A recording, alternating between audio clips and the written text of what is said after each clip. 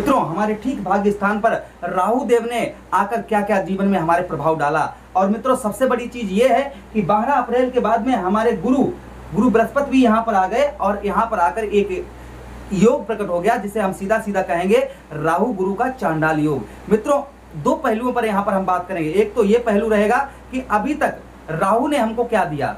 राहु का नाम सुनते ही लोग डर जाते हैं, लेकिन अभी तक इन राहु ने हमको क्या दिया। और मित्रों, आगे ये 3 महीना रह गए हैं, इनमें क्या देंगे, क्योंकि यही राहु अब 06 डिग्री में आ गए हैं और राहु एक राशि में 18 महीने तक रहते हैं और 15 महीने हो गए हमारे भाग्य स्थान पर। तो आपके जीवन में भाग्य भली भांति मालूम होगा कि हमारा कहते हैं कि भाग्य शायद ही हमारा भाग्य खराब होगा, तभी हमारा ये काम नहीं हो पाया। सीधा सीधा समझिए आपके हमारे जीवन में जो कार्य हैं वो पूर्ण नहीं हो पाते होंगे। हमारा कार्य जो है 99% तक पूर्ण हो जाता होगा और 1% से हम मारे जाते होंगे, चाहे वो एग्जाम का हो, चाहे वो जॉब का हो, चाहे वो किसी प्रकार का कार्य हो, हमारे उसमें हम कहीं ना कहीं हमको असफलता नजर आती थी, क्योंकि राहु गुरु का चांडाल योग बना था। और यही गुरु हमारे काय के मालिक बनते हैं। सीधा यहाँ पर समझिए, यही राहु हमारे पंचम भाव के मालिक बनते हैं, यानी कि संतान, ज्ञान, पढ़ाई लिखाई, ये मालिक कौन बनते हैं, गुरु बृहस्पति। और यही गुरु बृहस्पति मित्रों हमारे 8th हाउस के मालिक बनते हैं, यही गुरु।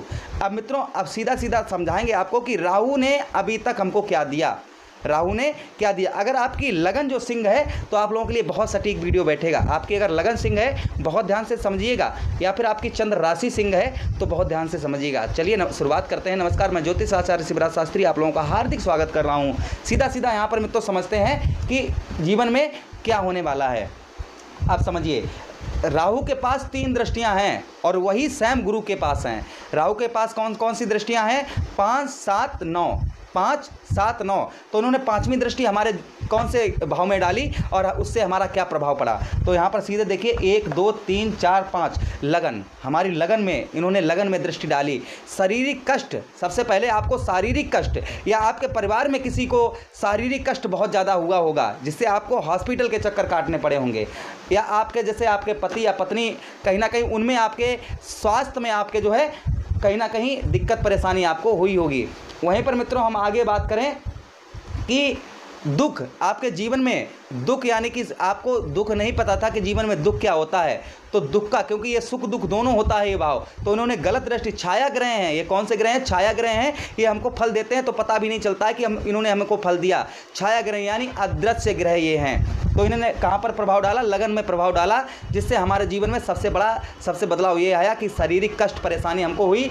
दूसरी चीज़, हमको जो है परिवार में कोई कष्ट परेशानी हुई। वहीं पर हमारा हमको मानसिक तरीके से हम सही नहीं रह पाए, सोच विचार में हमारा समय ज़्यादा गया, हम अच्छा नहीं सोच पाए, ना ही अच्छा कर पाए, क्योंकि हमारा लगन में इनकी दृष्टि पड़ने से हमारे माइंड को इन्होंने भटका रखा था। एक तो उन्होंने ये हमको दिया, दूसरा इन्होंने क्या दिया, सीधा सीधा समझिए, इनकी एक दृष्टि इनकी लगन में पड़ी, दूसरी दृष्टि कहाँ पर पड़ी, तो यहाँ पर देखिए 1, 2, 3, 4, 5, 6, 7 पराक्रम भाव, हमारे साहस को कम किया। वहीं पर सीधे हम सीधा सीधा आपको समझाएंगे कि इन्होंने साहस भाव, हमारे साहस को कम किया। वहीं पर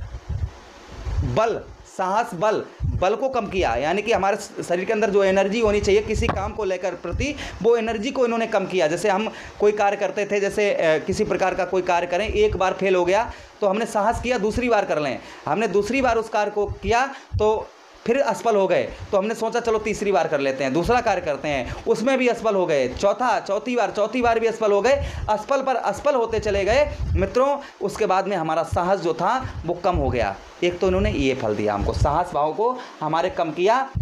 और वहीं पर मित्रों इन्होंने हमारे धैर्य, जो हमारा धैर्य था वो हमारा टूट गया, यानी कि ज़िंदगी में हमने हार मान ली कि अब हम जीवन में कुछ आगे नहीं बढ़ पाएंगे। इन्होंने ये दिया, लेकिन चिंता नहीं करिएगा, अभी और बता रहे हैं इन्होंने और क्या दिया। अब ये 3 महीनों में क्या फल देंगे, अभी तो हम एक पहलू पर बात कर रहे हैं, इन्होंने क्या दिया, आगे 3 महीनों में क्या देंगे तो दूसरे पहलू पर बात करेंगे। अब यहाँ पर सीधा सीधा समझिए कि 1, 2, 3, 4, 5, 6, 7 में इनकी एक दृष्टि, 5वीं दृष्टि हमारे लगन को प्रभावित किया, साहस भाव को प्रभावित किया। और 9वीं दृष्टि इन्होंने कहाँ पर डाली, वो देखिए 1, 2, 3, 4, 5, 6, 7, 8, 9 परिवार भाव को हमारे जो हैं कौन से भाव में डाली मित्रों, हमारे ये कौन सा भाव होता है मित्रों, ये ही भाव हमारा पढ़ाई लिखाई का होता है। और उसके बाद में हमारे बच्चों का होता है, हमारे बच्चों का संतान, ज्ञान, मित्रों कहीं ना कहीं आप संतान के सुख से इन दिनों वांछित जरूर हुए होंगे। जो संतान का सुख चाहिए उससे वांछित हुए होंगे, या फिर संतान का कोई, आपके संतान बच्चों का कोई जॉब वगैरह हो वो छूट गया होगा, या बच्चों का कहीं वो अच्छी जगह जॉब करना चाहते हैं उसमें अभी तक उनका जो है मैं कहूँ उनकी जॉब नहीं लग पाई होगी। वहीं पर ज्ञान, पढ़ाई लिखाई, आपकी पढ़ाई लिखाई मित्रों आप उसमें भी टफ रहे होंगे, पढ़ाई में बिल्कुल ही मन नहीं लग रहा होगा, या फिर आपका कोई भी कार्य हो, जैसे आपका बिजनेस चलता हो उसमें भी आपका मन नहीं लगता होगा, आपका उसमें भी मन जो है भटकता, सोचते होंगे चलो छोड़ो हटाओ बाद में करेंगे ये चीज़। और दूसरा आलसपन, आपके अंदर जो है आलसी आपको बना दिया होगा, आप फुर्तीले तरीके से आप कार्य नहीं कर पा रहे होंगे, ये भी इन्होंने दिया। लेकिन अब मित्रों दूसरे पहलू पर बात करेंगे हम यहाँ पर कि अब ये 3 महीनों में क्या फल देंगे, क्योंकि गुरु जो हैं अब बलवान होंगे। और दूसरी चीज़ मित्रों यहाँ पर ये भी आपको हम समझाएं कि शनि हमारे ठीक दाम्पत्य जीवन यानी कि हमारे सप्तम 7th हाउस में थे, और 7th हाउस से तीसरी दृष्टि राहु को और बलवान बना रहे थे, तीसरी दृष्टि डालकर राहु को और बलवान बना रहे थे, जिससे राहु बलवान होकर और ज़्यादा प्रभावित कर रहे थे। अब समझते हैं कि अब सबसे पहले तो हमारा माइंड जो डिस्टर्ब चल रहा था, माइंड से हम अच्छा सोच नहीं पा रहे थे, माइंड हमारा जो है भटकता रहता था, ये माइंड को सही करेंगे। अब ये गुरु यहाँ पर माइंड को सही करेंगे, और राहु जो है 30 अक्टूबर के बाद ये बकरी हो जाएंगे और हमारे 8th हाउस का फल देंगे। गुरु अकेले हो जाएंगे, भाग्य स्थान पर भाग्य आपका साथ रहेगा, क्योंकि ये पहली नंबर है तो मेष राशि आती है और मेष के स्वामी बनते हैं मंगल, और मंगल गुरु का रिश्ता अच्छा है। तो मित्रों गुरु जो है यहाँ पर बैठकर आपको सबसे पहले आपका भाग्य जो है उसको चमकाएंगे।